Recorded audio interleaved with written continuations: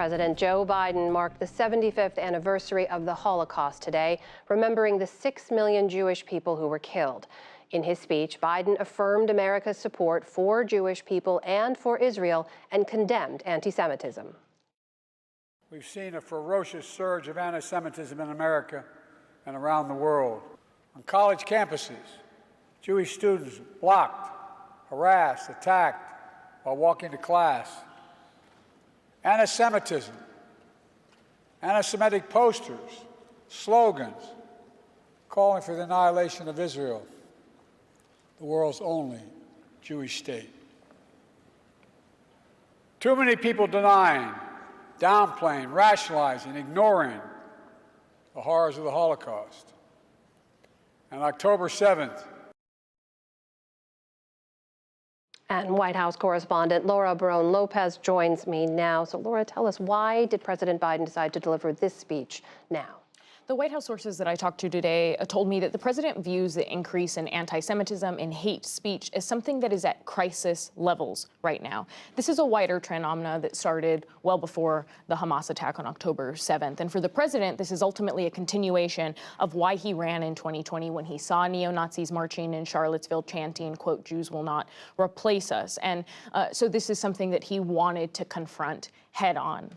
We know you were at the president's campaign headquarters today talking to your sources. He's spoken about the ongoing protests against the war in Gaza in his speech, condemning all of the hate speech, but saying Americans have a right to protest. How is the campaign viewing this moment politically right now? The campaign really stresses that the president's policy is not driven by the politics of the moment. He's not responding to criticisms, even those from within his own party. And campaign aides told me that they don't actually think that the president's position and his policies towards Israel, Gaza, are costing him as many votes as those college protests may suggest. And they pointed to recent polls from Harvard, from The Economist, and they show that young voters are ranking the economy and abortion and other issues at higher levels than they are the Israel-Hamas war. Meanwhile, on policy, we know as we follow the war in Gaza, and Gazans tell us they feel there is no safe space there. The administration is considering some new measures related to this. Tell us about that.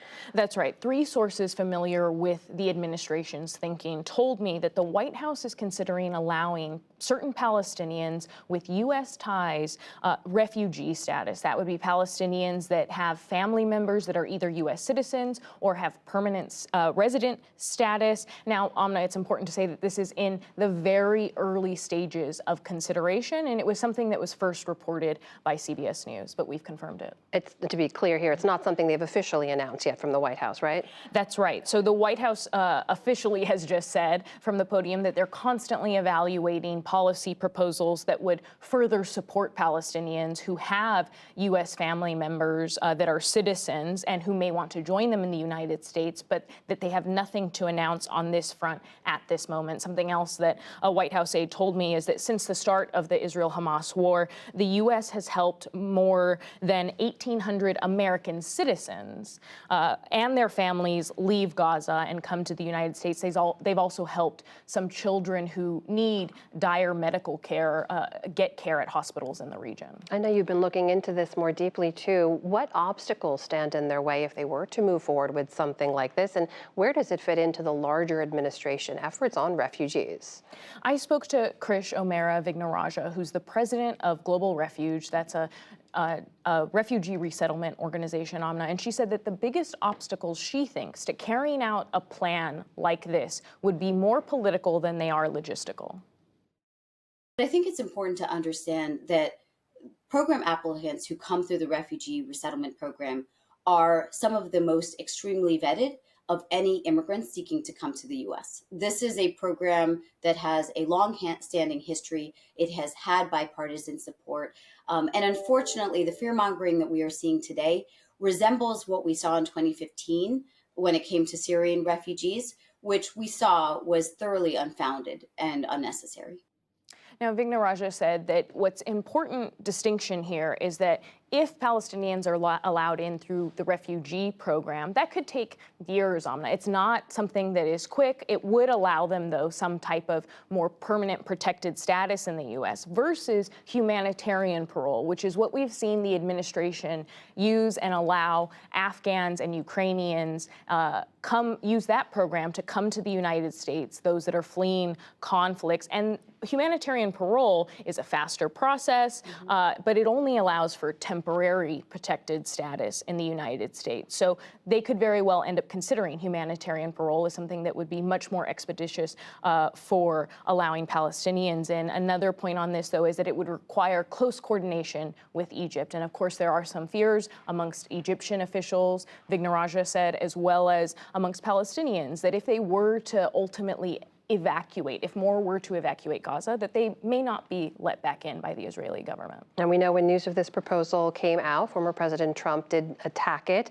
Walk us through the policy differences on here. What do we know about how he approaches this versus how President Biden approaches it? There's a stark contrast here between former President Trump and President Biden. And during a recent campaign rally, Trump demonized Palestinian refugees. Your towns and villages will now be accepting people from Gaza, lots of people from Gaza. Because under chain migration, they can bring everybody they ever touched. Under no circumstances shall we bring thousands of refugees from Hamas-controlled terrorist epicenters like Gaza to America. We just can't do it. As you heard there, Amna, the former president has vowed to ban Gazan refugees, would not allow them to come in if they do want to. He's also vowed to reinstate the Muslim ban, and he's proposed ideological screenings for immigrants. I think it's also important to point out a key distinction between Trump and President Biden when it comes to the matter of resettlement of refugees as a whole, Amna. Under Trump, he cut the refugee resettlement cap to a record low during his last year to 15,000 in his final year in office, and ended up admitting even less than 15,000. And then by contrast, President Biden, when he came in, raised the refugee cap to roughly 62,000 during his first year, and now the target is 125,000. So overall, President Biden has tried to rebuild the refugee resettlement program. All right, our White House correspondent, Laura Barone Lopez. Laura, thank you. Thank you.